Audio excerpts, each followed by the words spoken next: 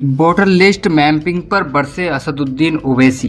बता दें कि असदुद्दीन ओवैसी ने परिवार आकार और वोटिंग अधिकारों को लेकर उठ रहे सवालों पर कहा कि भारत में ऐसा कोई कानून नहीं है जो 6 बच्चे होने पर किसी व्यक्ति को वोट देने का अधिकार छीन ले। उन्होंने अपने साथ प्रधानमंत्री नरेंद्र मोदी, अमित शाह और योगी आदित्यनाथ के बड़े परिवारों का भी उदाहरण दिया। ऑल इंडिया मजलिस इत्तेहादुल मुस्लिमीन (MIM) के अध्यक्ष असदुद्दीन ओवैसी ने वोटर लिस्ट के अपडेशन और चुनावी प्रक्रियाओं को लेकर एक बड़ा बयान दिया। ओवैसी ने वोटर लिस्ट में परिवार की मैपिंग के दौरान आ रही दिक्कतों और बच्चों की संख्या को लेकर चल रही बहस पर तीखा हमला बोला।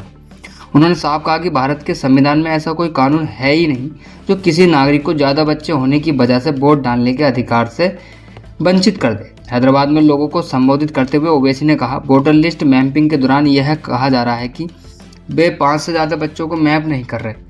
उदाहरण के लिए मेरे खुद के 6 बच्चे हैं। अगर किसी के 6 बच्चे हैं तो गलती आपकी अधिकारियों की है।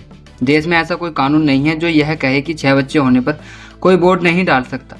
वहीं प्रधानमंत्री नरेंद्र मोदी के खुद भाई बहन मिलाकर 6 हैं और गृह मंत्री अमित शाह का परिवार भी बड़ा है और मुख्यमंत्री योगी आदित्यनाथ के परिवार में भी कई सदस्य हैं। उन्होंने जोर देकर कहा कि मतदान एक संवैधानिक अधिकार है जो हर पात्र नागरिक को प्राप्त है।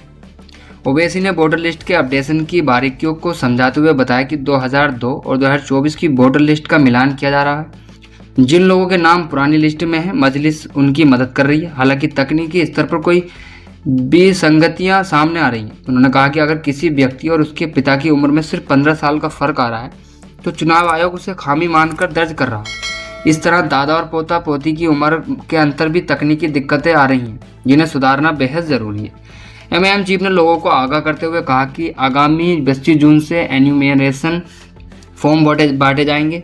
उन्होंने जनता से अपील की कि वे इस फॉर्म को लेकर घर में संभाल कर न रखें बल्कि इसे भरकर तुरंत जमा करें। ओवैसी ने कहा, अगर आप फॉर्म जमा नहीं करेंगे तो आपका नाम ड्राफ्ट लिस्ट में नहीं आएगा। अगर आपका पता बदल गया है तो फॉर्म 8 भरें और नाम गायब हो तो फॉर्म 6 भरें। फॉर्म में हस्ताक्षर करें, नई फोटो लगाएं और PLO के हवाले करें। जनता को सतर्क करते हुए ओवैसी ने कहा कि यह सिर्फ वोट डालने का अधिकार खोने की बात नहीं है बल्कि आपकी नागरिकता पर भी सवाल या निशाना खड़ा हो सकता है। देश में ऐसी ताकतें सक्रिय हैं जो गरीबों, दलितों और मुसलमानों के वोटर लिस्ट से नाम हटाकर स्टेटलेस, पहचान विहीन बनाना चाहती हैं।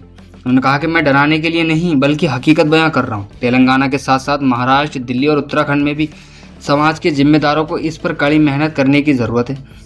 ओवैसी ने जानकारी दी कि मजलिस ने चुनाव आयोग से मुलाकात कर दस्तावेजों की सूची को आसान बनाने की मांग की है। उन्होंने कहा कि जिन लोगों को पास कास्ट सर्टिफिकेट या शैक्षणिक डिग्री नहीं है उनके लिए चुनाव आयोग को ड्राइविंग लाइसेंस, पैन कार्ड और राशन कार्ड को भी पहचान के रूप में स्वीकार करना चाहिए क्योंकि ये सभी दस्तावेज सरकार द्वारा जारी किए जाते हैं।